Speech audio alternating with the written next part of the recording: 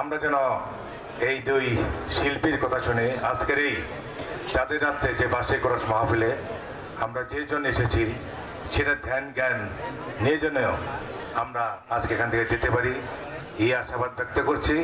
সেই সাথে আমি শুধু বলতে চাই আমাদের বাসালের কৃতি সন্তান এক বেটে আহমেদ আজম খান, আপনারা জানেন এই বাসাল শিখরে মানুষ 35 বছর যাবৎ বাসাল শিখরে মানুষের পাশে থাকার জন্যে দীর্ঘদিন যাবৎ কাজ করে যাচ্ছেন। 5 আগস্টের মধ্য দিয়ে যে স্বৈরাচারী সরকারের পতন হয়েছে, আপনাদের ভোট যাকে ইচ্ছা তাকে দিতে পারবেন। আগে দিনের ভোট রাতে হতো, আগেই ভোট হয়ে যেত, এখন আপনার ভোট যাকে ইচ্ছা তাকে দিতে পারবেন।